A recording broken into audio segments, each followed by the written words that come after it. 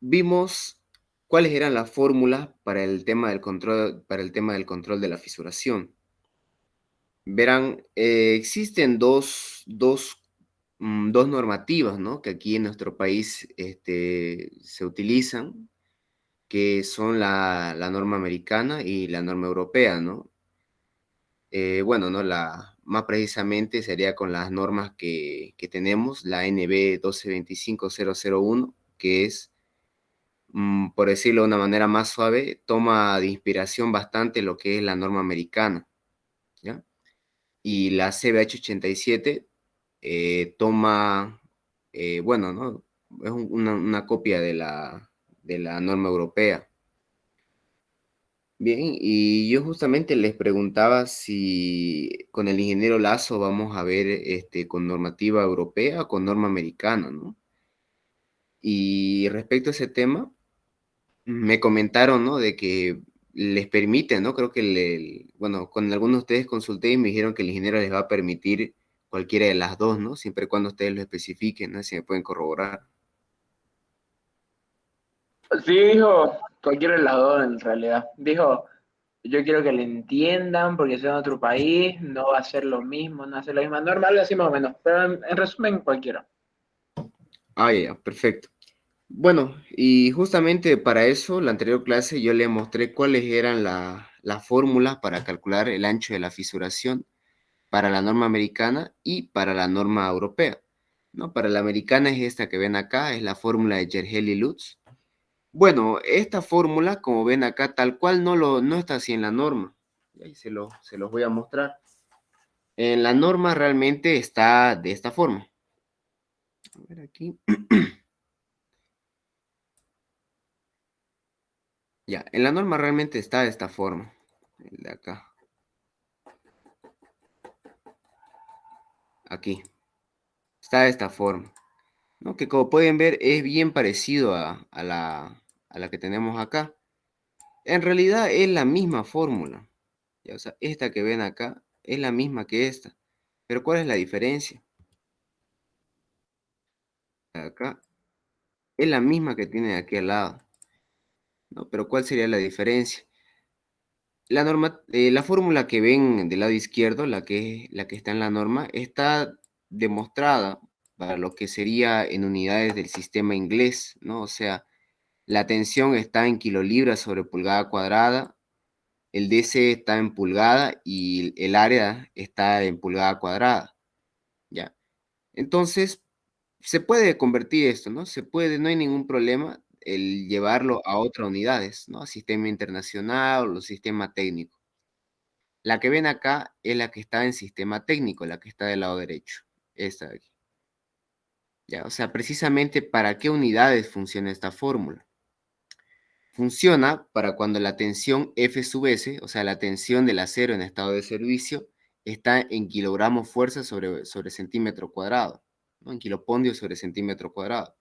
El área está para centímetros cuadrados y el DC está para centímetros. ¿De acuerdo? Para eso está contemplado esta acá, para eso fue demostrada. Y ustedes mismos pueden demostrarlo. ¿No? No es muy complicado, es simplemente pasarlo de una unidad a la otra. No es muy complicado llegar a esto. Bien, pero quiero hacer una corrección. ¿Ya? Una corrección. Yo la anterior clase le mostré la fórmula para calcular, ¿no? El beta, el A sub K, el D sub C y el F sub S. Sin embargo, para el F sub S yo le mostré una fórmula que, bueno, en realidad esa fórmula también es correcta porque tiene una demostración, ¿no? Se demuestra del diagrama de tensiones del hormigón. Se demuestra, ¿no? Y si han ido de oyente con el ingeniero Romero, él la demuestra esta fórmula, ¿ya? Sin embargo, yo me voy a pegar más a lo que dice la normativa A6, o sea, vamos a tratar de ser los más fieles a lo que indica esa norma, ¿ya? O sea, precisamente cómo se calcula el el F sub S, la tensión del acero en estado de servicio, ¿ya? Bueno, eso lo pueden pillar aquí en la norma, ¿ya? Más o menos, si mal no recuerdo, estaba por la página 45, más o menos. Ya, o sea, es un poquito complicado, digamos, porque como pueden ver es bastante contenido. y es teoría que es este, pesadita nomás, pero realmente la que es realmente más difícil entenderle o más difícil comprender es la norma. Esta de aquí es la normativa 6, la más reciente, la del año 2019. Ya yo la he estado leyendo y sinceramente hay algunas partes que no le entiendo porque habla en un lenguaje muy técnico. Ya. Esta de aquí, yo me estoy guiando del libro que les pasó el ingeniero Lazo, es del libro de McCormack. ¿Ya? Y el libro de McCormack toma toda la base teórica de la norma, solo que el McCormack lo complementa con ejercicios y ejemplos. ¿Ya? O sea, el contenido, digamos, si quisiéramos verlo así a detalle, ¿no? O sea, para estudiarlo, lo tenemos acá en este libro de McCormack. Permítame, estaba, si mal no recuerdo, en la página 45. Por aquí explicaba de cómo se obtenía la tensión F sub S. Ya, o sea, aquí nos daba una fórmula directamente. A ver,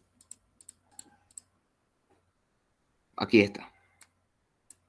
Ya, aquí está, la fórmula para calcular el F sub S, o sea, la tensión del acero en estado de servicio. Vendría a ser este de aquí. Ya, ahí te vamos a explicar qué significa cada uno, qué significa cada uno de estos valores, a medida que vamos a resolver un ejercicio. Ya vamos al menos yo considero que siempre para entender alguna fórmula o para entender algún problema, creo que siempre es bueno hacer un ejercicio, ¿no? Un ejercicio práctico. Ahí se va a la vez complementando y explicando lo que dice la fórmula, ¿no? Y demás. Bueno, esta aquí vendría a ser la fórmula según la normativa americana para calcular lo que sería el ancho de fisuración. ¿Ya? Para calcular el ancho de fisuración. ¿Y cómo se efectúa el control de la fisuración? Bueno, es calcular el ancho probable. En realidad se le llama ancho probable porque no podemos calcular exactamente el ancho de una fisura a menos que ya esté construido, ¿no? Hasta que ya esté construido. O sea, no podemos todavía calcular algo que no está hecho. Para eso viene esta fórmula, ¿no? Que fue desarrollada en base a puros ensayos. Esta aquí, la fórmula de Cherhel y Lutz. Bien, pero ¿en qué consiste el control de la fisuración? Hay que calcular cuánto es el ancho probable que va a tener nuestra estructura y hay que compararlo con un ancho de fisuración límite. O sea, aquí el valor omega hay que compararlo con un omega límite, ¿ya? Y según la ACI, según la ACI existen 5 categorías. Ya, dice, si tu elemento estructural está en un clima seco con membrana protectora, vale 0,41. O sea, tu ancho W que calculamos con esta fórmula no tiene que pasarse el valor de 0,41. Si estás en un clima húmedo, no tiene que pasarse de 0,30. Si estás en un clima nevado con muy bajas temperaturas, 0,18. Si estás cerca del mar en las costas marinas, 0,15. Y si tu estructura está en contacto directo con el agua, es 0,10 milímetros. Bien, o sea, depende mucho de la situación en la que se encuentre nuestra estructura. Bueno, esa es la filosofía para hacer el control de fisuración, ¿no? Según la norma CI. Y verán que la normativa europea es la misma filosofía, o sea, también se basa en que se calcule cuánto es el ancho de la fisuración que vamos a tener y hay que compararlo con un valor límite.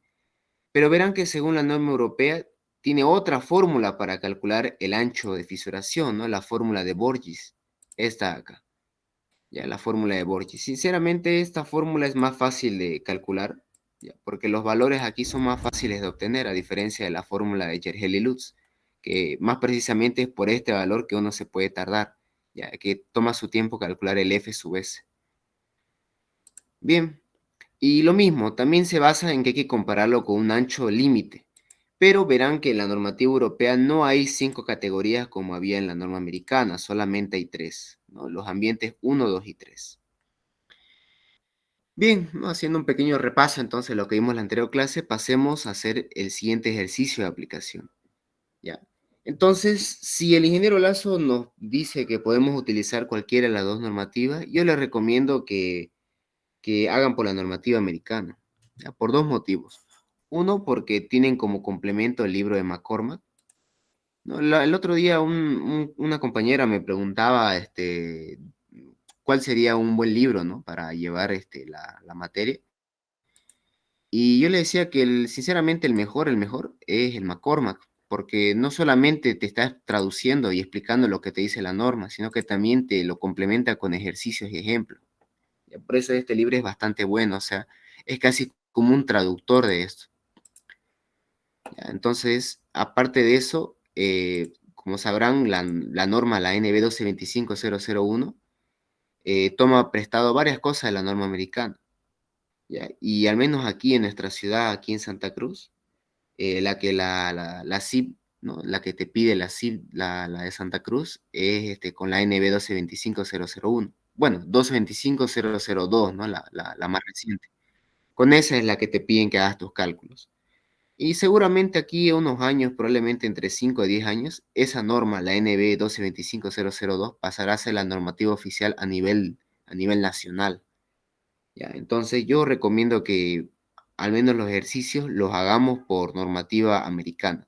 Si en algún momento tal vez se nos presenta la oportunidad o la situación en la que quisiéramos ver qué tal va con la normativa europea, bueno, habrá, digamos, seguramente una situación a lo largo del semestre en la cual hagamos un ejercicio utilizando pura normativa europea, ¿ya? Pero por el momento yo les recomiendo que hagamos los ejercicios por la normativa americana. Bien, veamos entonces el siguiente ejemplo de aplicación. Ya, miren, tenemos entonces aquí una viga que está simplemente apoyada y a la vez tiene un voladizo, ¿no? Del lado derecho. Esta viga está sometida a dos tipos de cargas, ¿ya? Una carga viva y una carga muerta. Justamente respecto a este tema, la siguiente clase, quiero que abordemos toda una clase para tratar el tema del cargado, ¿no? Porque ya les dio el ingeniero un práctico para cargar una losa y justamente quiero con ustedes explicarles cómo es eso del cargado, ¿ya? Entonces la siguiente clase va a ser solamente para tratar el tema del cargado. Bien, entonces tenemos la siguiente viga que tiene carga viva, carga muerta. Nos está describiendo cuántos son las dimensiones de la sección transversal. Tiene una base de 40 centímetros y una altura de 60 centímetros. Nos está dando también de dato que lo siguiente, ¿no? La resistencia y los materiales. O sea, cuánta es la resistencia característica del hormigón, 250 kilogramos sobre centímetro cuadrado, y la tensión de fluencia del acero, el F sub Y, de 5000 kilogramos sobre centímetro cuadrado. Ahora, aquí puedo aprovechar a hacer un paréntesis y mostrarles lo siguiente. La normativa europea a la resistencia característica del hormigón le llama F sub CK y la normativa americana le llama FC', ¿ya? Pero no se asusten, los dos son lo mismo, ¿ya? FCK es lo mismo que F sub C', ¿ya? Los dos son la resistencia característica del hormigón. Y lo mismo pasa con la tensión de fluencia. Según la americana, la coloca o su nomenclatura es F sub Y y la europea es F sub YK. ¿Ya? Pero nuevamente es lo mismo. Es lo mismo.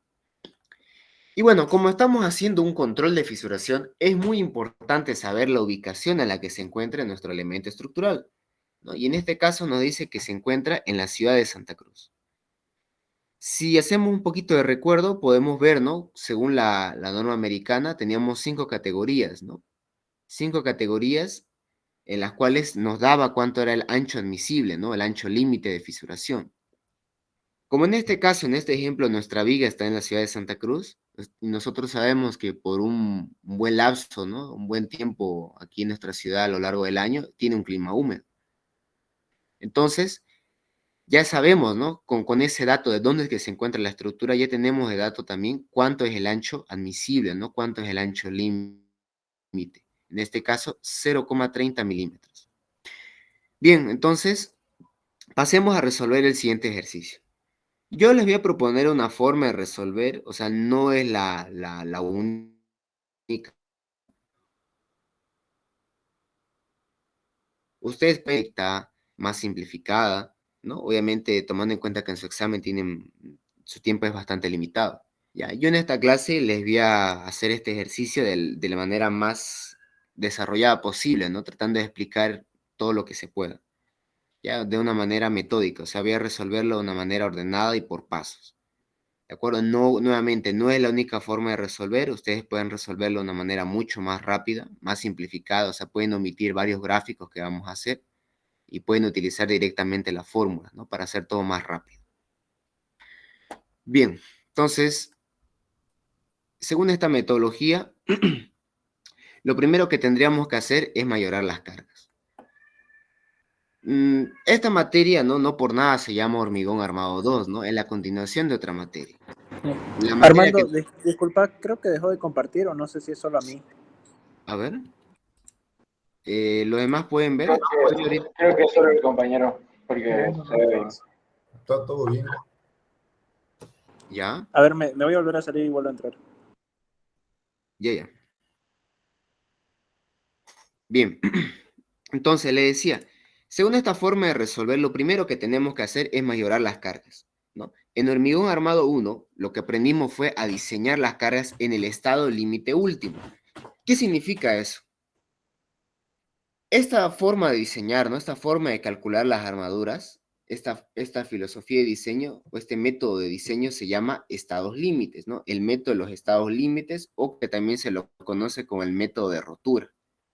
¿En qué consistía el método de los estados límites últimos? Ya, en hormigón armado 1 veíamos el método de los estados límites últimos. Consiste en que hay que mayorar las cargas y disminuir las resistencias. Pero las cargas no se mayoran con un valor definido, digamos. O sea, cada tipo de carga que hay tiene su propio coeficiente de mayoración. ¿Ya? Aquí pueden ver en la pantalla, les he mostrado una tablita, y de hecho, aprovechando, ¿no?, que tenemos la norma aquí al lado, pueden ver aquí, ¿no?, lo que es la norma ACI. ¿Ya? Si quieren verlo, está en la página 72, ¿no? Me habla de, de 7 tipos de combinaciones de cargas, ¿no? Porque lo que hace la filosofía, ¿qué es lo que hace los estados límites últimos? Contempla la situación más desfavorable. ¿Ya? Aquí tenemos 7 tipos de combinaciones que nos va a dar las cargas máximas, las mayores que podamos tener, ya las más desfavorables. Y como pueden ver, ¿no? Cada tipo de carga tiene su propio coeficiente de mayoración, ¿no? A ver, aquí bueno, como la norma americana, ¿no?, está en inglés. Cuando dice D se refiere a carga muerta, ¿ya? Dead load, carga muerta. Cuando dice L, carga viva. LR significa roof life load, o sea, carga viva de techo. S de nieve, R de lluvia, W de viento, E es el empuje o la supresión del suelo. O sea, como pueden ver, para cada tipo de carga tiene su propio coeficiente de mayoración. La que nosotros mayormente usamos es la segunda, ya la segunda, la que contempla carga muerta y carga viva. Porque si vemos nuestro enunciado, nuestro ejercicio, solamente tenemos carga muerta y carga viva.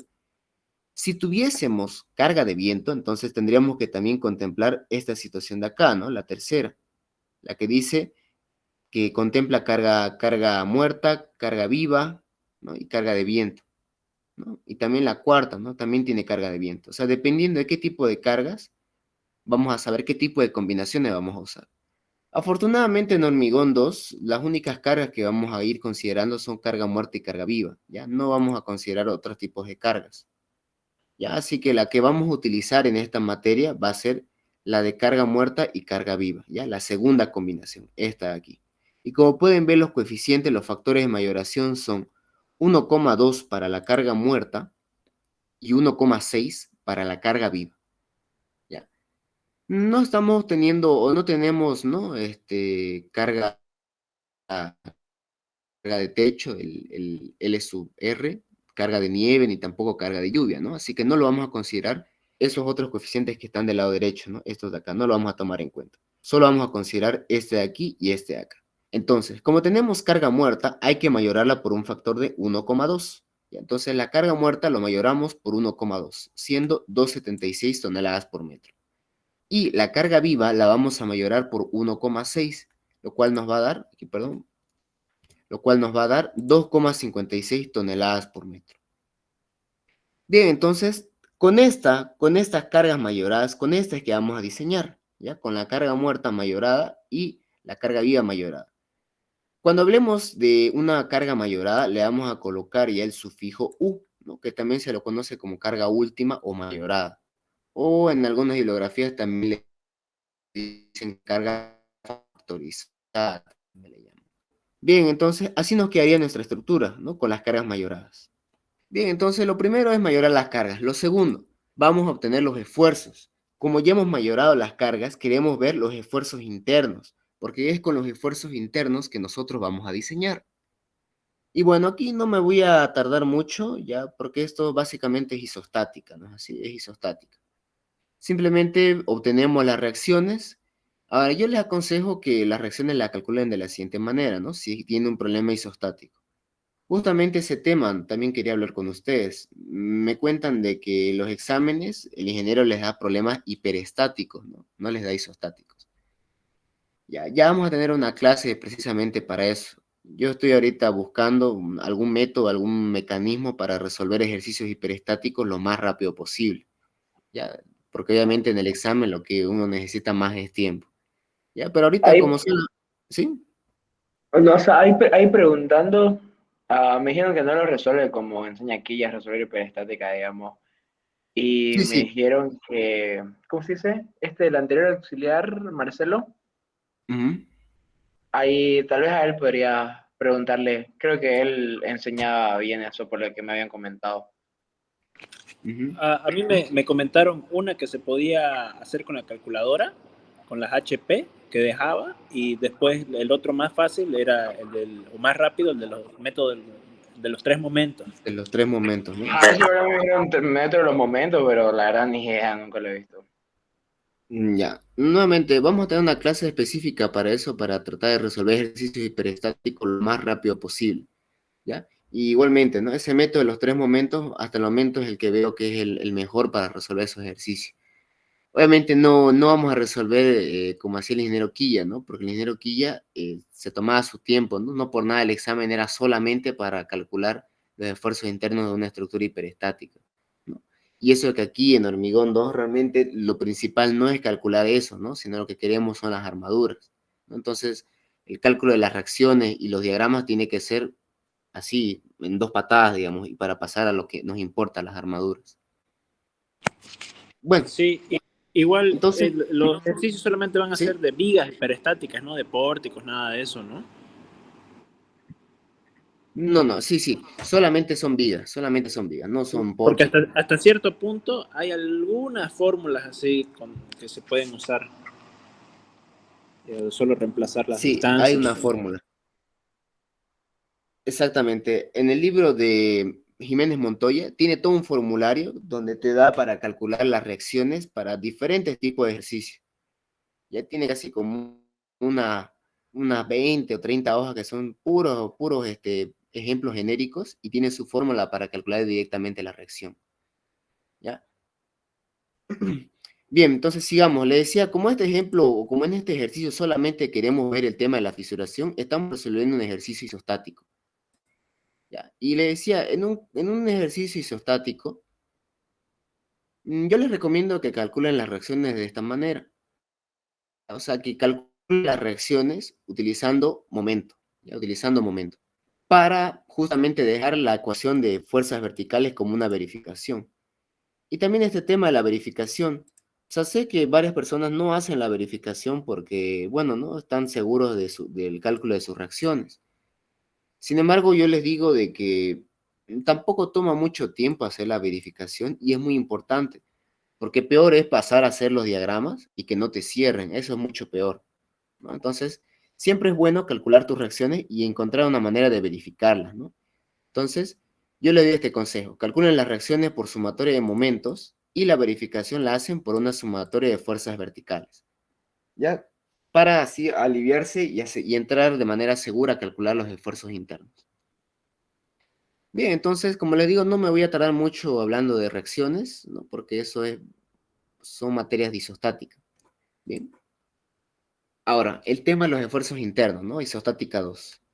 Bueno, ahorita como todavía estamos al inicio, ¿no? Y explicando todo lo más desarrollado posible, no es necesario que hagan esto, ¿no? Como pueden ver acá, yo me he hecho como un pequeño esquema, ¿no? Diciendo, estoy analizando solamente este tramo, el tramo AB, ¿no? Y he como que vuelto a copiar eso, pero solamente colocando las cargas, ¿no? Cargas puntuales y carga distribuida, nada más.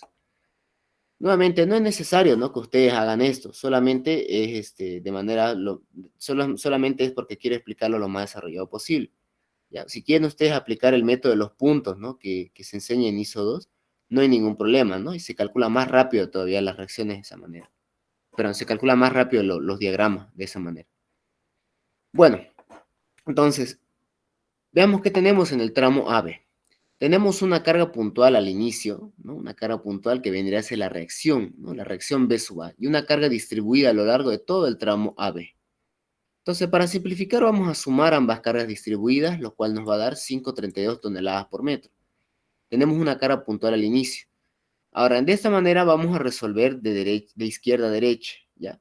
Eso igual es muy importante, ¿no? Indicar en qué sentido vas a calcular los esfuerzos internos, ¿no? Si de izquierda a derecha o de derecha a izquierda. Tomando en cuenta que si utilizan de derecha a izquierda, tienen que tener mucho cuidado con los signos, ¿ya? Ustedes saben que cuando se calcula de derecha a izquierda, los signos cambian, ¿no? O sea, un negativo no me va a mandar hacia abajo, ¿no? Sino que me va a mandar hacia arriba, ¿no? Y viceversa. O sea, tienen que tener mucho cuidado cuando calculan de derecha a izquierda los esfuerzos internos.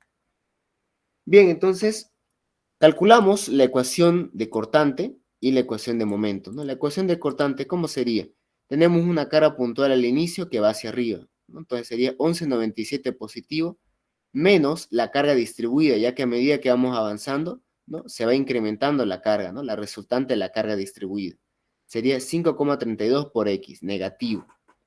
Entonces evaluamos al inicio y al final. Al inicio nos da 11,97, lógico debido a la reacción, y al final nos da menos 19,95. Ahora, es muy importante hacer esto porque, miren, cuando cambia de signo la cortante, eso quiere decir que hay un momento máximo en ese tramo. Hay un momento máximo que se tiene que calcular, ¿no? Encontrando un valor de X. Ya vamos a ver cómo se calcula. Y también vamos a calcular lo que es la ecuación de momento, ¿no? Tenemos 11,97 por una distancia X genérica, nos da un momento, ¿no? Nos da un momento horario, por lo tanto positivo 11,97 por X. Esta carga, la carga distribuida, la resultante de la carga distribuida nos da un momento antihorario. Entonces va a ser menos 5,32 por X, que es la resultante, y como es una carga rectangular, ¿no? Como es una carga rectangular, la distancia a la resultante es la mitad de la longitud. O sea, la distancia va a ser X medio. Es decir, voy a multiplicar la resultante, que es la carga, 5,32 por X, por la distancia X medio, ¿no? Lo cual nos da 5,32 sobre 2 por X al cuadrado. Y lo mismo, evaluamos al inicio y al final. Al inicio nos va a dar 0, lógicamente, porque es un apoyo articulado, y al final nos va a dar menos 23,94. Bien, entonces, como habíamos visto que en la ecuación de cortante cambia de signo, eso quiere decir que hay un momento máximo a lo largo del tramo que se tiene que calcular. Bueno, como hemos calculado la ecuación de cortante y la ecuación de momento, ¿no? Nosotros sabemos que la ecuación de cortante no es más que la derivada de la ecuación de momento, ¿no? Y lo podemos ver claramente acá, ¿no? Lo podemos comparar, ¿no? Si derivamos esto, claramente nos va a dar esto aquí. Bueno, entonces yo voy a decir, la derivada de la ecuación de momento, es decir, la ecuación de cortante, no por nada lo copio esto tal cual acá, lo voy a igualar a 0, ¿no? Es decir, la pendiente lo voy a igualar a 0. De aquí voy a despejar, ¿no? Voy a despejar la X y voy a encontrar una distancia. Esa distancia la voy a reemplazar en la ecuación de momento y me va a dar el momento máximo que hay en ese tramo. Y como podemos ver, sí hay un momento máximo, ¿no? Dice positivo 13,47 y está a una distancia de 2,25. Bien, con esto de acá, con este valor de momento, ¿no? Al inicio vale 0. Aquí al final del tramo vale menos 23,94. Y dentro del tramo hay un momento máximo positivo de 13,47. Ya tenemos los datos suficientes para dibujar, ¿no es así? Nuestro diagrama de momento. Listo. Bien, entonces tenemos acá nuestro diagrama de momento, ¿no? Aquí del lado derecho. Entonces, como el enunciado nos pedía hacer el control de la fisuración para el tramo AB, ¿ya?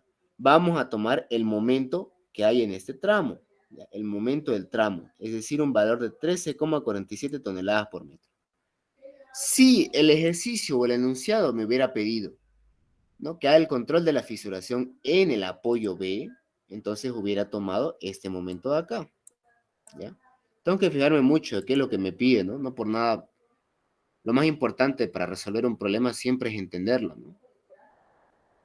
Bien, entonces como me pedía hacer el control de la fisuración en el tramo, vamos a tomar este momento de acá. O sea, con este momento es que vamos a diseñar y vamos a calcular nuestras armaduras. Bueno, entonces el paso 3 sería diseño a flexión simple. ¿Por qué es diseño a flexión simple? Porque como no hay esfuerzo normal, simplemente hay esfuerzos de momento, ¿no? Entonces sería un esfuerzo, pero un diseño a esfuerzo de flexión simple, ¿no? Porque no está acompañado de un esfuerzo normal. Bien, ahora, aquí vamos a tener un pequeño problema, ¿ya? Aquí tenemos un pequeño problema. Bueno, los compañeros que han llevado con el ingeniero Quilla deben estar acostumbrados a que les den de dato el recubrimiento mecánico, ¿no? Le den de datos el R1 y el R2, ya que el ingeniero Quilla acostumbra a dárselos de datos. Ahora, van a ver de que hay veces que el ingeniero no se los da y hay veces que sí. ¿Ya? Por ejemplo, en su práctico, no les dio el ingeniero, no les dio el recubrimiento mecánico en su práctico. ¿Ya? Yo les voy a dar un consejo para tener el recubrimiento mecánico. Les voy a dar un consejo y este consejo a mí me lo dio mi auxiliar. Y hasta ahora no me ha fallado. Siempre me ha cumplido. ¿Qué decía mi auxiliar? Me decía, a ver, ucha, esto es lo malo del Meet, no me permite, ¿no?, anotar en la pantalla. Pero bueno, se los voy a decir. Mi auxiliar me decía, si vas a diseñar para un momento que sea menor a 40 toneladas por metro, vas a adoptar un recubrimiento mecánico de 5 centímetros.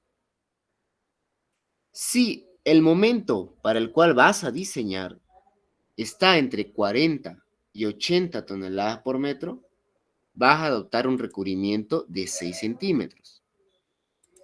Y si tu momento con el que vas a diseñar es mayor a 80 toneladas por metro, vas a adoptar un recubrimiento de 7 centímetros. Es un consejo bien sencillo, ¿no? Bien simple. Ese consejo no lo van a pillar en alguna bibliografía, porque cuidado con eso, no hay eso en algún libro, nada. Es algo que mi auxiliar ha llegado a esa conclusión de tanto tiempo, ¿no?, que ha sido auxiliar, tanto tiempo que tuvo de experiencia y ha llegado a esa conclusión. Y efectivamente se cumple. Hasta ahora no he encontrado un ejercicio que no me ha cumplido eso.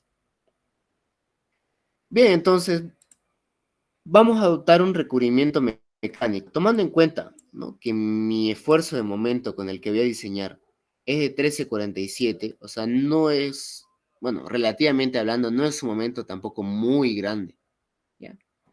Entonces yo voy a adoptar un recubrimiento de 5 centímetros, ¿no? Ya saben por qué, ¿no? Ya les he dicho el consejo, porque es menor a 40 toneladas por metro.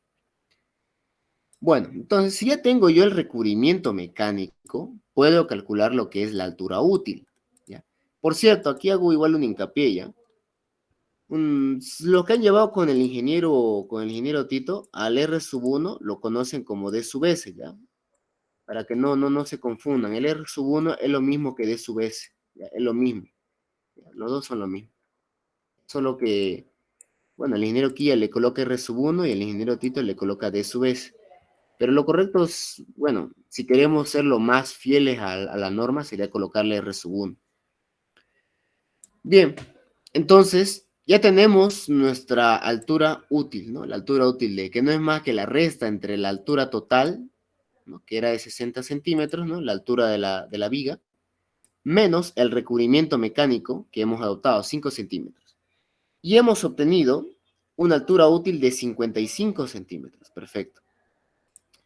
Ahora, aquí vamos a hacer un pequeño paréntesis y vamos a calcular lo que se conoce como armadura mínima. Existen dos situaciones que requieren un mínimo de armadura. Uno, por el tema de la flexión, ¿ya? Por el tema de la flexión. Para ello, esta de aquí viene a ser su fórmula. Y ojo, mucho ojo con esto. Ya los que, bueno, lo voy a comentar para la grabación.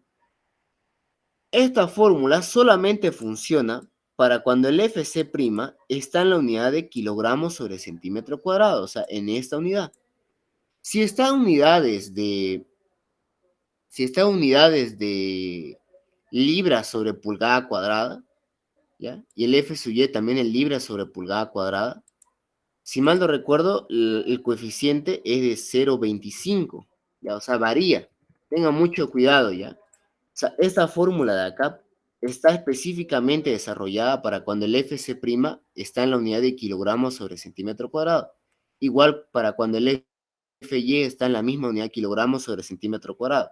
Si están en otras unidades, es diferente la fórmula. Por eso no se asusten cuando ustedes busquen en el libro de McCormack, ¿no? Cuando ustedes busquen la armadura mínima, ya. No me acuerdo en qué página estaba donde hablaba de la armadura mínima, pero ahí estaba ahí desarrollado para unidades de libras sobre pulgada cuadrada, y ahí el coeficiente era diferente, esto era diferente. Ya, no se asusten ya con eso. Bien, lo mismo para retracción y temperatura. Esta es otra situación que requiere un mínimo de armadura, y para ello su fórmula es 14 sobre FY B por D. Lo mismo, esta fórmula está desarrollada para que el FY esté en la unidad de kilogramo fuerza sobre centímetro cuadrado. Para esa unidad, si ustedes la colocan con otra, les va a dar otro valor totalmente diferente. Tengan cuidado con eso. Bueno, entonces ya tenemos ya tenemos entonces nuestras fórmulas y vamos a calcular cuánto es la armadura mínima para las dos situaciones. Para la situación de flexión nos da que necesitamos un mínimo de armadura de 5,57 centímetros cuadrados. Y para retracción y temperatura nos da 6,16 centímetros cuadrados. Ahora, ¿cuál de las dos adoptamos? Adoptamos la mayor, ¿ya? Siempre se adopta la mayor, es decir, la más desfavorable. En este caso, la más desfavorable se sería por retracción y temperatura. Por lo tanto, esta de aquí va a ser la armadura mínima que yo voy a considerar a la hora de calcular mi armadura. Porque si mi armadura es menor que la armadura mínima, ¿ya? Yo voy a tener el problema. ¿Ya? Entonces, si mi armadura que yo obtengo por fórmula es menor que la armadura mínima, yo voy a adoptar la armadura mínima como mi armadura de diseño. ¿Ya? Tómenlo muy en cuenta eso. Bueno, entonces nosotros vamos a diseñar para un momento positivo de 13,47. Ahora, ¿por qué es muy importante recalcar si es positivo o negativo el momento? ¿Por qué creen que es muy importante?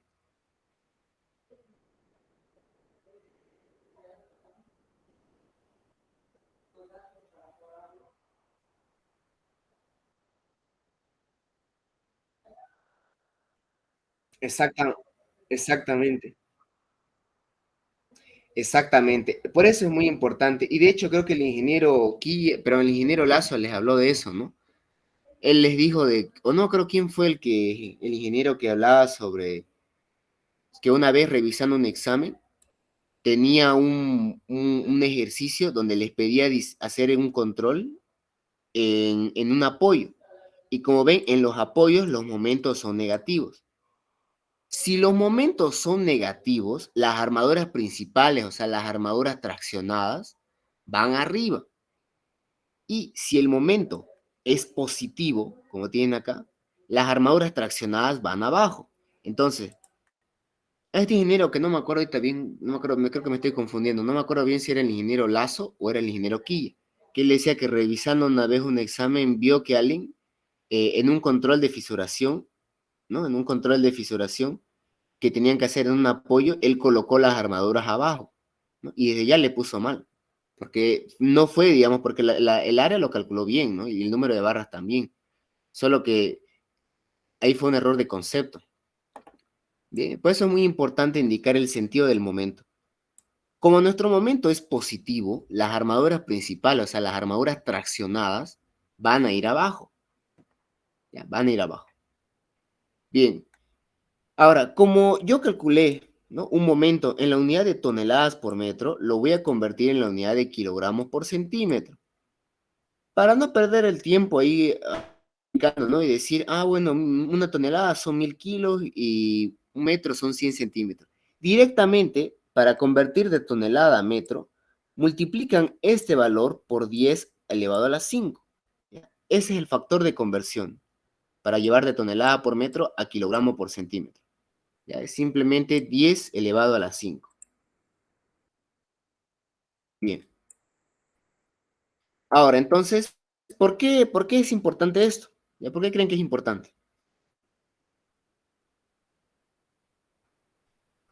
¿Por qué tengo que convertir de tonelada por metro a kilogramo por centímetro?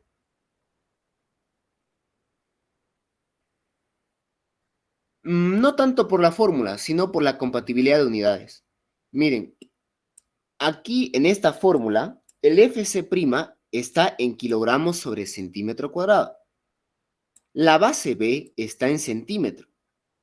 B también está en centímetro, la altura útil.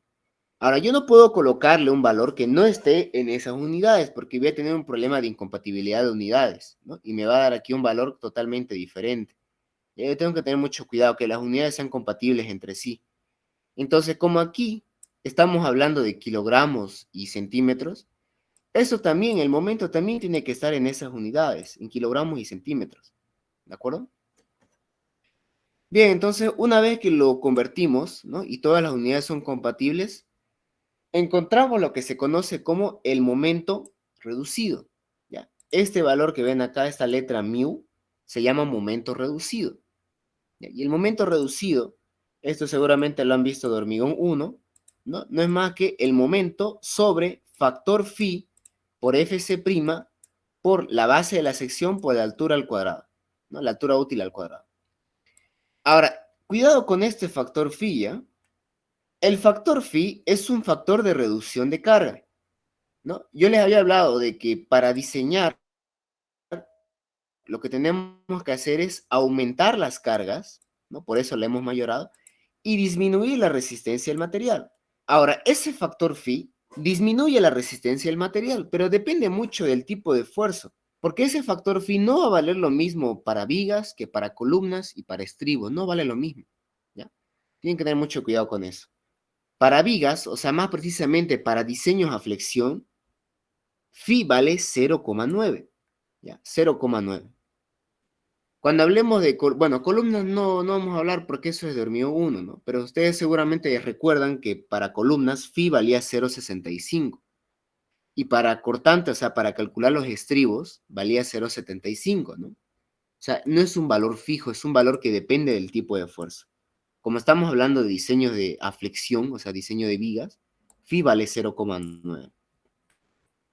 Bien, FC' es dato, nos lo dieron al inicio, la base es dato, la altura útil lo hemos calculado, es dato. Entonces, todo eso reemplazamos y nos da el siguiente valor. Ahora, este valor, el valor del momento reducido, hay que compararlo con un valor que se llama momento reducido límite, ¿ya? Es muy importante comparar con este valor, porque dependiendo de si es mayor o menor este valor, yo sabré si tengo que colocarle armadura comprimida, ¿ya? O si solamente necesita armadura traccionada, ¿ya? Más precisamente, si mi valor de momento reducido, si mi valor de mu es menor al momento reducido límite, no necesita armadura comprimida. Pero si por alguna razón, digamos que aquí me hubiera dado 24,95, claramente es mayor que el momento reducido límite. Por lo tanto, ahí tendría que haber calculado lo que es la armadura comprimida. Como en este caso no es mayor, ¿no? Entonces no requiere armadura comprimida, solamente armadura traccionada, nada más. Bien, entonces, como no requiere armadura comprimida, entonces nos dedicamos tranquilamente a calcular la armadura traccionada, ¿no? Y bueno, aquí igual vamos a hacer un pequeño paréntesis. Los compañeros que han llevado con el ingeniero Tito H1, seguramente deben estar acostumbrados a calcular el mu, perdón, el valor omega, o sea, la cuantía geométrica, pero la cuantía mecánica, seguramente deben estar acostumbrados a calcularlo con una tabla, ¿no? Había una tablita para calcular el W. Ahora, para ganar tiempo, yo les aconsejo que utilicen esta fórmula, ¿ya? Esta fórmula para no buscar en la tabla, porque ustedes sabían de que para buscar en la tabla se tenía que encontrar dos valores, luego interpolar y recién obteníamos esto, ¿no? Yo les aconsejo que utilicen esta fórmula, y esta fórmula es de la ACI. Ya, o sea, no estamos aquí mezclando normas ni nada, es de la misma ACI, ya, de la misma normativa americana. Con esta fórmula directamente pueden obtener la cuantía, ya, la cuantía mecánica, sin necesidad de andar buscando en tablas. ¿De acuerdo? Entonces yo les aconsejo que utilicen esta fórmula para ganar tiempo en su examen. Esta. Bien, entonces utilizando la fórmula para calcular la cuantía mecánica, obtenemos que la cuantía mecánica para la armadura traccionada vale 0,051. Una vez que tengamos la cuantía mecánica, podemos calcular el área de armadura que necesitamos, ¿ya? A través de esta fórmula, esta de aquí, ¿no? Armadura necesaria, ¿no? Armadura traccionada necesaria es igual a la cuantía mecánica de la armadura traccionada por la base, por la altura útil, por el FC' sobre el FY. Todo aquí es dato, ¿no? Entonces reemplazo. Y me da que el área de la armadura traccionada es de 5,61. Pero ojo, aquí tenemos una observación. Nuestra armadura mínima nos dio 6,16 centímetros cuadrados. Y la armadura que hemos obtenido mediante cálculo nos dio 5,61. Entonces, nuestra armadura que hemos obtenido mediante cálculo es menor que la armadura mínima. Por lo tanto, la que vamos a adoptar, o sea, con la que vamos a diseñar, va a ser con la armadura mínima. ¿De acuerdo? Con esta acá. Con esta área de armadura mínima, vamos a calcular el número de barras que necesitamos, ¿no? Y el tipo de barra. Ahora, aquí yo les voy a compartir, bueno, al menos el método que yo utilizaba para calcular el número de armaduras, ¿ya? ¿Qué tipo de armadura y cuántas armaduras? Ya, porque realmente no hay una fórmula con la que yo le meta, ¿no? Yo le introduzca cuánto es el área de armadura que necesito y me bote, ¿no? Ah, necesitas 2 FI de 20 y 2 FI de 16. No, no hay una fórmula para hacer eso, ¿ya? Sí o sí, para calcular esto, uno necesita analizarla, ¿no? Tiene que combinar barras, ¿no? Y ver cuál es la que se acerca más a esta área. Bien, entonces yo le voy a compartir esta forma de calcular el número de barras. Pero para poder hacer eso, yo necesito saber bien lo que son los diámetros los diámetros comerciales y sus respectivas áreas nominales, ¿no? O sea, ¿cuáles son los diámetros comerciales que hay aquí en nuestro medio? Tenemos, ¿no? Barras de Fi de 6. Cuando hablamos Fi de 6, estamos hablando en milímetros. Ya estamos diciendo, es una barra que tiene un diámetro de 6 milímetros. Un Fi de 8, una barra que tiene un diámetro de 8 milímetros y así con todas las demás. ¿Ya? Seguramente en Hormigón 1 les obligaron a memorizarse esta tablita de acá, ¿no? Las áreas nominales para estos diámetros. Si no se lo han aprendido de memoria, yo les aconsejo de que vayan aprendiéndoselo desde ya, ¿ya? Más que todo para ganar tiempo, ¿no? En su examen, para que directamente ustedes ya sepan cuánto es el área y vayan combinando, ¿ya? Entonces, yo les aconsejo eso, que se lo sepan de memoria las áreas nominales, ¿ya? Para ganar tiempo en su examen. Bien, entonces les comparto yo cuál era al menos la forma que yo utilizaba para calcular el número de barras. Yo hacía lo siguiente, mire, hacía un pequeño análisis, así rápido. Decía, tengo un área definida, ¿no? Tengo un área que necesito satisfacer colocando barras, ¿no? Un área de armadura requerida. Yo decía, ¿qué pasaría si solamente utilizara puro Fi de 20, ¿no? Quisiera usar puro Fi de 20. Bueno, entonces, ¿qué hacía? Dividía el área de armadura que yo requiero, o sea, que yo necesito, lo dividía entre el área de una sola barra Fi de 20. ¿No? Aquí pueden ver, un Fi de 20 tiene un área de 3,14. Entonces yo lo dividía, el área que yo requiero, dividido entre el área de un Fi de 20. ¿No? No por nada le digo yo, si quiero utilizar puro Fi de 20, entonces yo tendría que utilizar ¿cuánto? ¿No? Hago esta relación del área que yo requiero sobre el área nominal de un Fi de 20. Y me da 1,96. Siempre lo redondeo al número mayor, ¿no? Al número entero mayor. Entonces digo, bueno, si quiero utilizar puros Fi de 20, yo tendría que utilizar dos Fi de 20. Pero no solamente me voy a conformar con analizar para un solo diámetro, ¿no? Mínimo haré para unos 3, ¿no? Para unos 3 tipos de barra. Probemos con el Fi de 16. Decimos entonces, si quiero utilizar puro Fi de 16, ¿no? Para satisfacer esta área, yo lo que voy a hacer es dividir el área que requiero sobre el área de un Fi de 16. En este caso nos da 3,06. siempre se redondea al número entero mayor, ¿ya? Al número entero mayor. En este caso nos da 4, ¿no? Que está más cercano a 3, pero se redondea al número mayor, ¿ya? En este caso 4. Y para no andar probando con todas las barras, yo les decía, mínimo hagan para unos 3, ¿no? Entonces, ¿qué pasa para los FIE 12? Digo, el área que yo necesito es 6 FIE 16, lo divido entre el área nominal de un FIE 12 y me da 5,45, o sea, 6. Con estos datos, yo puedo empezar a hacer mis combinaciones. Digo, si quiero utilizar puro FI de 20, hemos determinado, ¿no? Hemos concluido que necesitamos 2 FI de 20. Entonces analizo. Si tengo 2 FI de 20, ¿ya? Si tengo 2 FI de 20, el área que yo voy a tener va a ser de 628. Es mayor que el área que yo requiero, ¿no? Y aparte se acerca bastante, entonces es buena opción colocar 2 FI de 20. Pero hagamos unas 4 combinaciones como mínimo, ¿ya? Unas 4 combinaciones. Tampoco les pido que hagan unas 10, no pierdan su tiempo, ¿no? Hagan entre unas 4 y unas 6 combinaciones. Bien, veamos qué pasa con los FIE 16. Determinamos que necesitamos como mínimo 4 FIE 16, ¿no? Acá. Entonces veamos cuánto es el área de 4 FIE 16. 4 por el área de un FIE 16, 4 por 2,01 nos da 8,04. Vemos que este se aleja por mucho a este de acá, ¿no? Se está alejando por mucho, o sea, es casi como si tuviéramos 2 centímetros cuadrados de más. No, desde ya lo voy a descartar esta opción, está muy alejada, ¿ya? Está muy alejada esa opción, la descarto. Bien, veamos con el FIE 12. Si quiero utilizar puros FIE 12. Si quiero hacer eso, entonces yo necesito 6 FIE 12, lo cual me da un área de 678. Bien, es un área que es mayor a la que yo requiero, entonces también es una alternativa, ¿no? Que yo puedo considerar. Ahora probemos con combinaciones, ¿ya? Combinemos barras FIE 20 y FIE 16.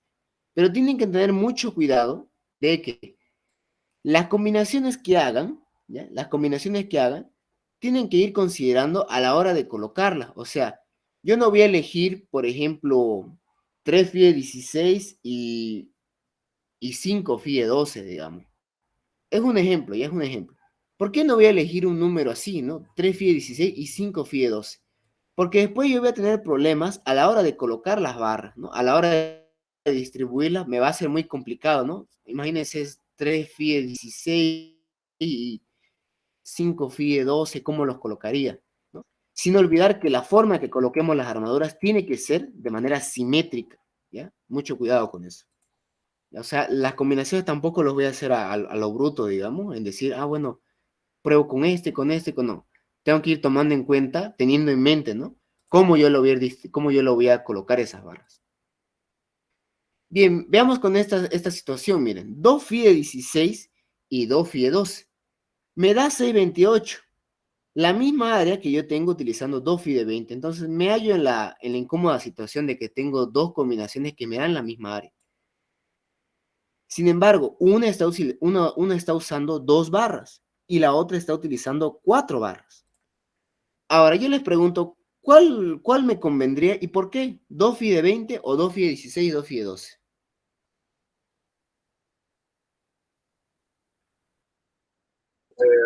¿Por qué?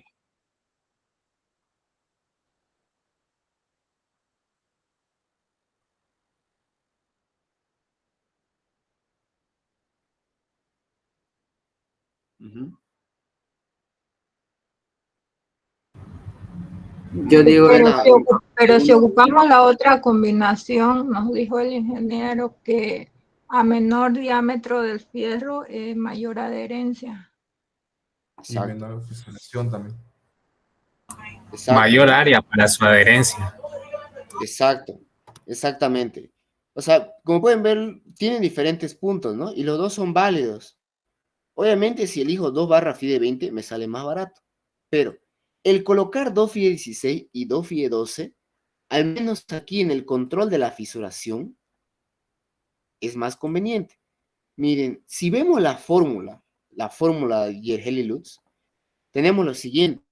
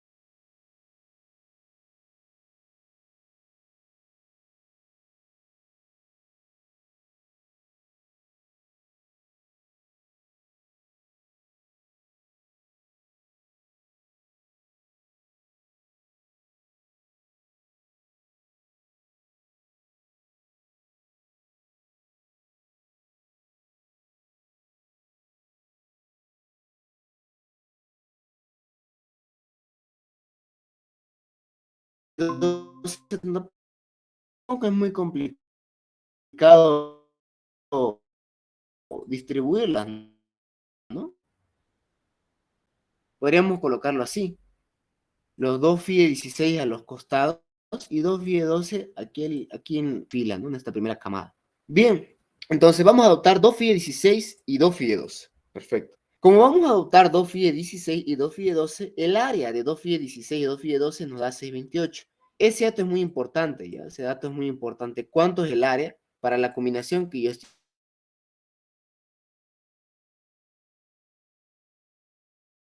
separación de armaduras?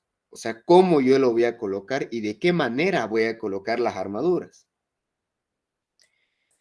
Bien, ahora, en este caso, como tampoco hay muchas barras, ¿no? 2 phi de 16, 2 phi de 12, yo puedo colocarlas así.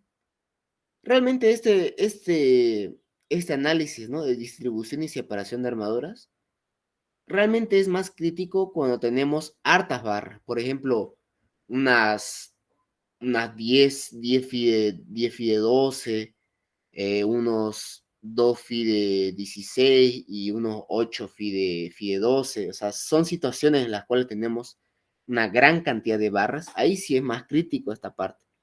Pero como tenemos pocas barras, o sea, relativamente hablando son solo unas 4, no vamos a tener mucho problema, ¿no? Pero de todas formas es bueno hacer esta verificación siempre, ¿no? Ver que se cumple con lo que dice la norma, con la separación mínima, ¿ya? Ahora, para poder calcular la separación, ¿ya? Para poder calcular la separación, tenemos que adoptar algo, ¿ya? Y es lo siguiente. Uno, el recubrimiento geométrico. O bueno, los que han llevado con el ingeniero Tito, ¿no? Recubrimiento libre o recubrimiento lo mismo. ¿Qué es el recubrimiento libre o recubrimiento geométrico? Es el espesor de hormigón que protege las armaduras, ¿ya? Que protege a las armaduras. O sea, cuánto yo de espesor le estoy colocando para proteger que no se corroan las armaduras. Ahora, la norma me dice que puedo adoptar un valor entre 2 y 2,5. Entre 2 y 2,5. Los que llevaron con el ingeniero Quilla, ellos adoptan 2,5, ¿no? Y los que han llevado con el ingeniero Tito colocan 2 centímetros. ¿Ya? Yo les aconsejo que coloquen 2 centímetros, ¿ya? A menos que el ingeniero Lazo les especifique, no, no, que el recubrimiento libre sí o sí sea 2,5, ¿no? Ahí entonces lo tomarán en cuenta. Como en este ejercicio no nos está indicando, de hecho realmente este ejercicio se deja mucho la interpretación, ¿no? Porque como pueden ver hemos estado adoptando algunas cosas. Bien, entonces, a menos que nos especifiquen cuánto quieren que le coloquemos de recubrimiento geométrico, recubrimiento libre, nosotros vamos a adoptar el mínimo, ¿no? El mínimo, o sea, 2 centímetros. Ahora, también no conocemos el tema del estribo, no lo hemos diseñado. Realmente lo correcto sería diseñar el estribo, ¿no? Pero ahorita no estamos diseñando estribo, ¿no? Lo que realmente nos interesa son las armaduras longitudinales. No vamos a perder el tiempo en calcular estribos. ¿Ya? Obviamente no, en un examen no me puedo tomar yo la molestia de hacer hartos cálculos, ¿no? O sea, yo necesito hacer los cálculos necesarios y suficientes para resolver lo que me piden, ¿no? Para poder hallar lo que me piden.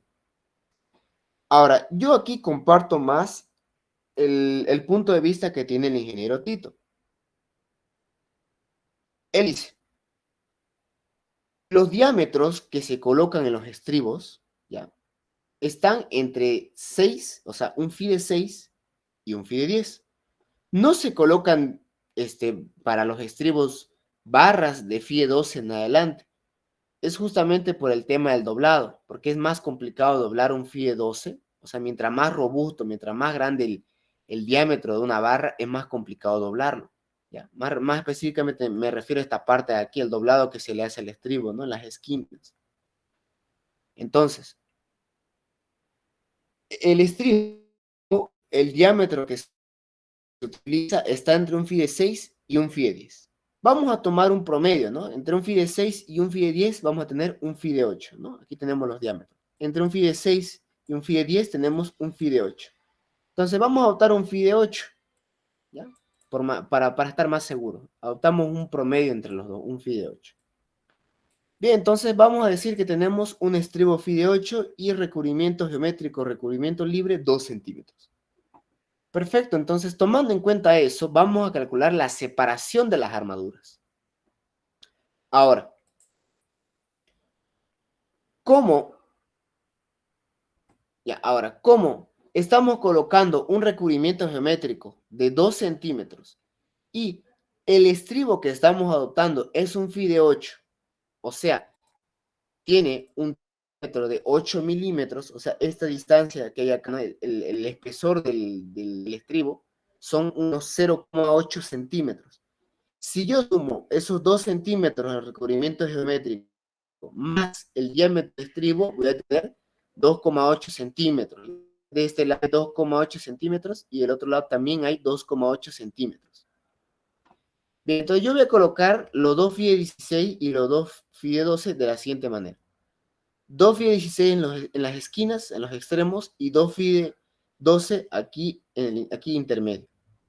Vamos a calcular cuánto es esta separación, cuánto es la separación que hay. ¿Por qué necesito calcular esa separación? Porque esa separación se tiene que comparar con una separación mínima por norma. Y para la separación mínima por norma hay 3 situaciones. Uno, de 1 pulgada, que se traduce en 2,5 centímetros. El diámetro mayor, o sea, miren, aquí tenemos tenemos 2 phi de 16 y 2 phi de 12. O sea, estamos usando dos tipos de diámetros diferentes, ¿no? Unas barras de 16 y unas barras de 12. Cuando dice diámetro mayor, se refiere al diámetro de la armadura de mayor diámetro que estamos utilizando. En este caso, estamos utilizando aquí un phi de 16. Phi de 16 milímetros, traducido a centímetros, 1,6 centímetros. Entonces, el diámetro mayor de las armaduras que estamos utilizando sería 1,6 centímetros. Y la tercera situación me dice que tiene que ser 4/3 del diámetro máximo del agregado grueso.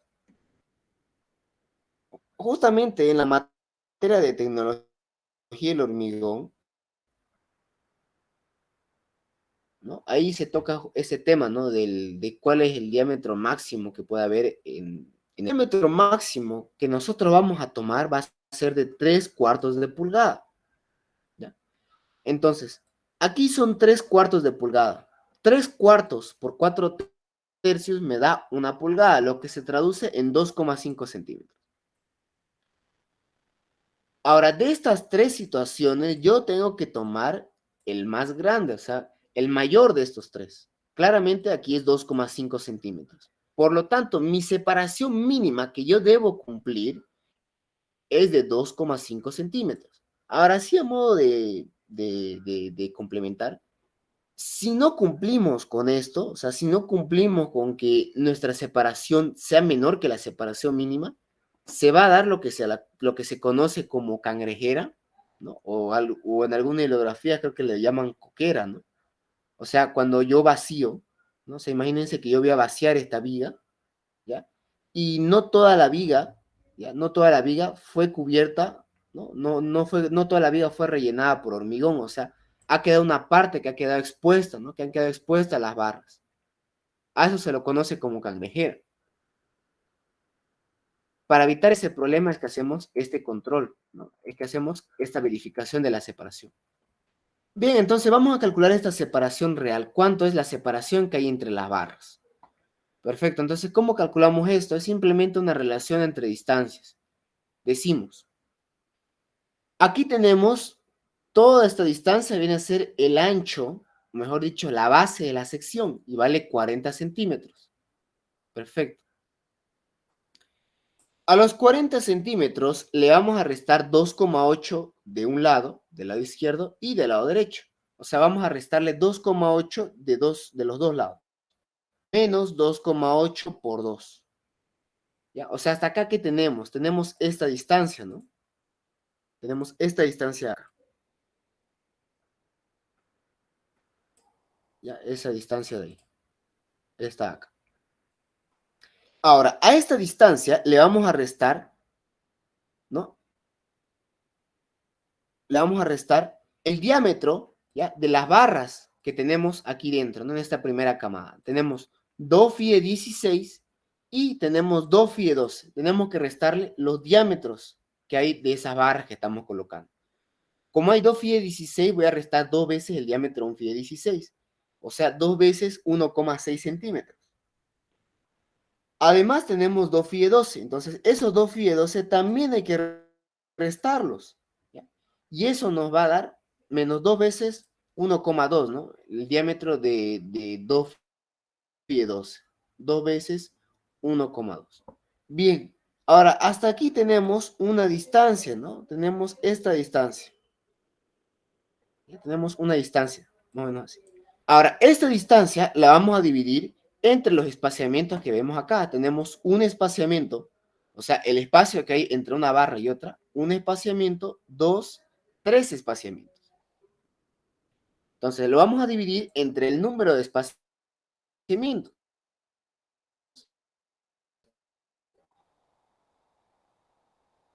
Y eso nos va a dar 9,6 centímetros. 9,6 centímetros.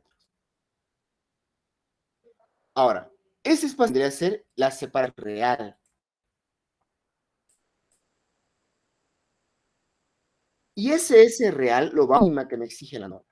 Entonces, comparando la separación real con la separación mínima, vemos que la separación real es mayor que la separación mínima. Entonces, estamos cumpliendo y estamos asegurando que no vamos a tener ese problema de las cangrejeras. O sea, vamos a estar seguros que cuando vaciemos el hormigón va a cubrir y rellenar todos los espacios, ¿no? Todo el espacio necesario de esta sección, de esta vía.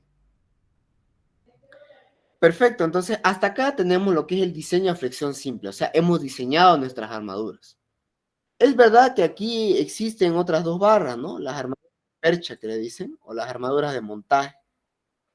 Sin embargo, aquí no estamos calculando lo que es el diseño completo de la sección.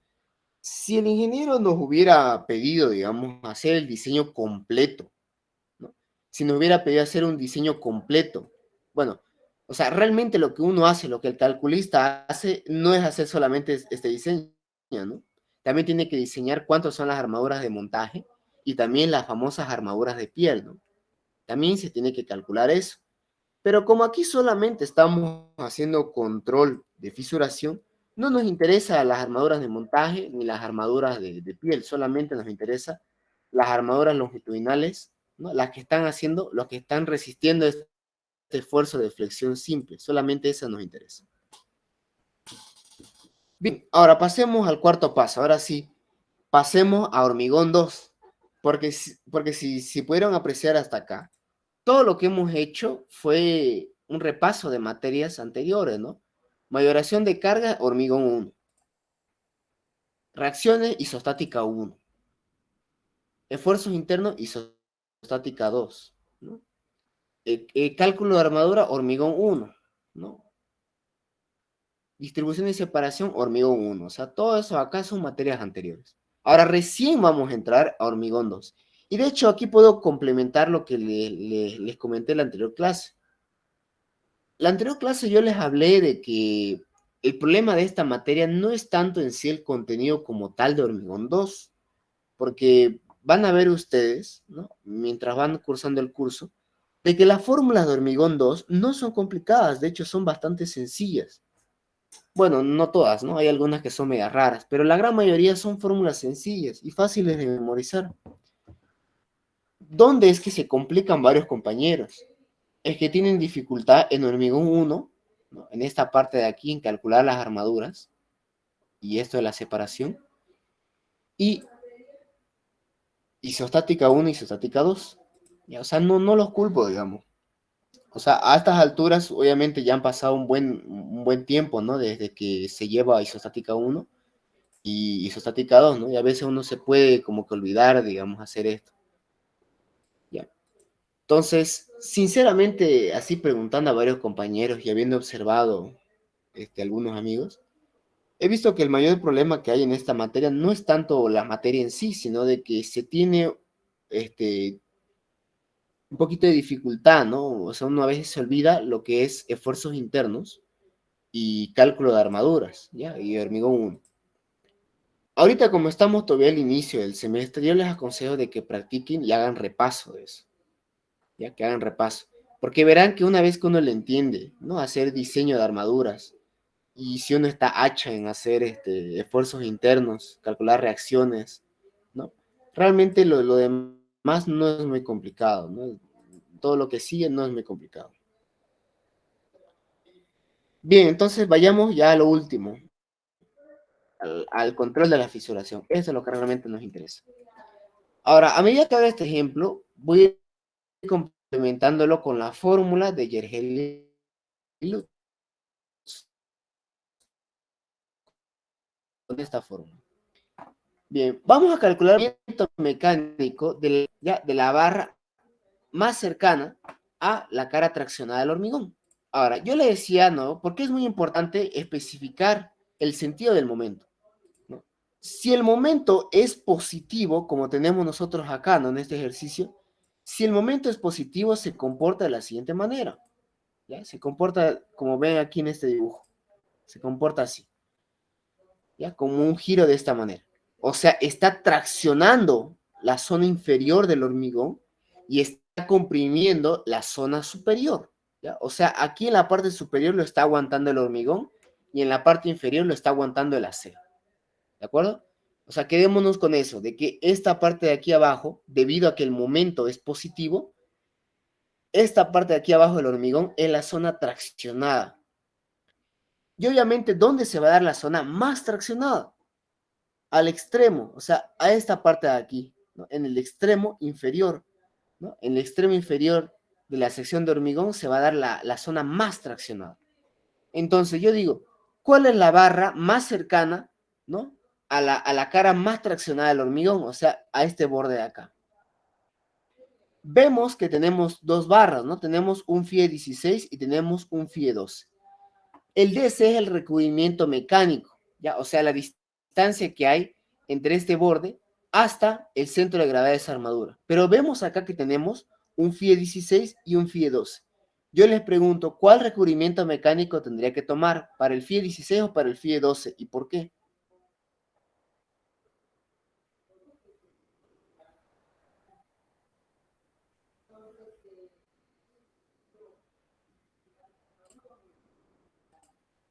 ¿Mm? ¿Cuál tomaría? ¿Para el FIE 16 o para el FIE 12? El recubrimiento mecánico. ¿Y por qué? Habría que calcular su centro de gravedad de ambas barras de fierro, ¿no? Para FIT de No, 16. Para FIDE ¿Por 16 qué? porque está al borde. Porque No, tiene mayor fíjense, área. el FIE 2 está más cerquita todavía que la cara traccionada. No, a ver, les explico por qué. Ya. Verán, para hacer este control, se toma el DC más desfavorable. ¿Ya? O sea, miren esto. Tenemos acá un FI de 16 y un FI de 12. Ven claramente que el FI de 12 está más cerca de la cara traccionada. Pero el FI de 16 está un poquito más lejos. Vamos a tomar para el diámetro más grande, ¿ya? Para el diámetro mayor. Pero ojo, igual aquí lo voy a aclarar. Si por alguna razón, ya, o sea, ahorita en este ejemplo solo necesitamos 4 barras, ¿no? Pero imagínense que en el ejercicio le hubiéramos colocado una segunda camada, o sea, una segunda fila de armadura. El DC solamente lo hago para la primera fila, solamente para esta de acá. No la hago para una segunda fila, si tuviéramos una hipotéticamente hablando, ¿ya? Solamente para la primera fila. Y tomo para el diámetro más grande, ¿ya? En este caso, como tengo un FIE 16 y un FIE 12, voy a tomar el recubrimiento mecánico del FIE 16, del más grande, del más desfavorable, ¿ya? Entonces, ¿cómo sería? Sería recubrimiento geométrico, pero en recubrimiento libre o recubrimiento geométrico 2 centímetros, más el estribo FIE 8, hasta aquí tenemos 2,8 centímetros, y para el centro de gravedad, ¿ya? Para el centro de gravedad de esa barra, sería el diámetro medio, ¿no? sería 2,8 centímetros más la mitad del diámetro de esta barra FIE 16. Entonces tenemos 2, el recubrimiento geométrico, más 0,8, aquí el espesor del estribo, más la mitad del diámetro de un FIE 16. La suma de esto nos dio 3,6 centímetros. ¿Ya? Ese de ahí va a ser el DC. Si yo hubiera calculado para el FIE 12, aquí hubiera sido 1,2, ¿no? Aquí hubiera sido 1,2. Y eso nos hubiera dado unos 3,4 centímetros, ¿no? Como pueden ver, yo tengo dos valores, ¿no? Tengo un DC para el FI de 12, 3,4, y un FI de 16, cuyo DC me da 3,6. Yo tomo el más desfavorable, o sea, el más grande. ¿Ya? Y en este caso sería para el 3,6, o sea, para el FI de 16. Nuevamente, si tuviéramos otra fila de armadura traccionada, solamente analizamos para la primera fila. Y más precisamente analizamos para el diámetro más grande que tenemos. En este caso, el FIE 16. Bien, ese es el DC. Ahora, el A sub K. El A sub K viene a ser el área de hormigón que protege, o mejor dicho, el área de hormigón que recubre a una sola barra. ¿Ya? Para eso hay una fórmula. Es esta aquí. Esta acá. ¿Dónde está? Esta aquí. 2 veces el recubrimiento mecánico por la base de la sección sobre el número de barras. Ahora, tenemos 2 recubrimientos mecánicos. ¿Por qué digo 2? Porque para hacer el diseño, ¿no? El cálculo de las armaduras, hemos adoptado un recubrimiento mecánico, ¿no? Lo hemos adoptado. Pero ahora que tenemos las barras, tenemos ahora la cantidad, o sea, tenemos ahora las armaduras reales, no estamos adoptando nada, ¿no? Son las armaduras reales. Podemos calcular el recubrimiento mecánico real. ¿Ya? ¿Y cómo se calcula el recubrimiento mecánico real? Es simplemente hacer lo que vimos en isostática 1, ¿no? Calcular el centro de gravedad de las armaduras traccionadas. ¿Ya? O sea, esta sería la fórmula, bueno, en realidad la fórmula que vieron en ISO 1 era así, ¿no? Venía así, decía Y sub G, ¿no? O sea, distancia Y hacia el centro distancia vertical hacia el centro de gravedad, ¿no? De un área compuesta es igual a la sumatoria de todas las áreas que componen esa área total por sus respectivas distancias a sus baricentros sobre el área total, ¿no? Esa era la fórmula que ustedes vieron en isostática 1. Vamos a hacer una ligera adaptación, ¿ya? Va a ser el recubrimiento mecánico real, o sea, esta distancia de aquí, la distancia hacia el centro de gravedad de las armaduras traccionadas, desde el borde traccionado de hormigón, ¿ya? Sería la sumatoria del área, ¿no? La sumatoria de las áreas de cada barra que tengamos, de cada barra, por su respectiva distancia, o sea, por su respectivo recubrimiento mecánico, básicamente. Entonces, ¿qué tenemos? Bueno, aquí tampoco me voy a explayar mucho, ¿ya? Porque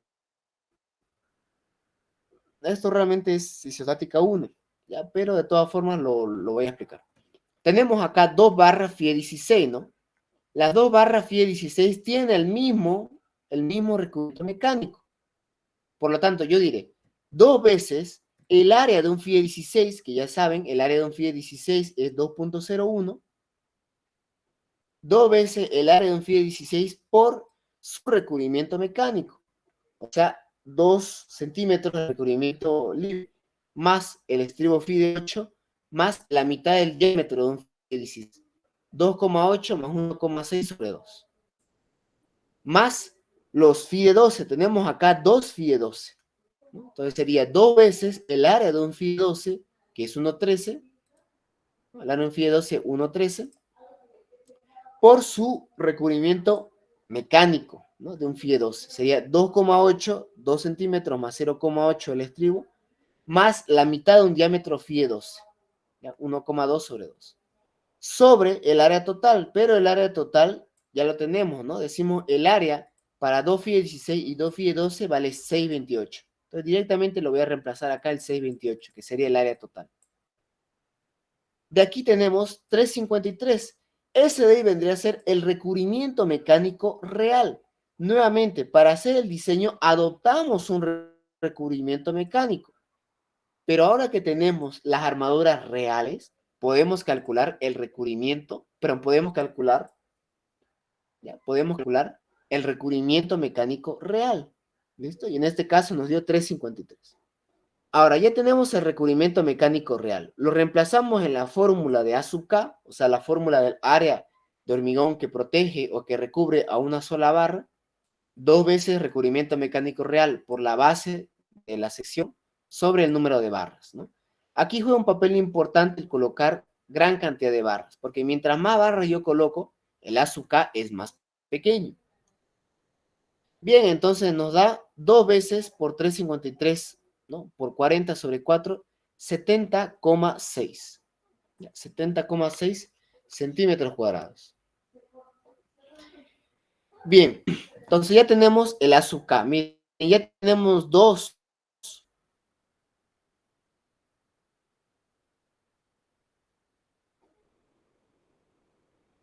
de los 4 valores que necesitamos para θ y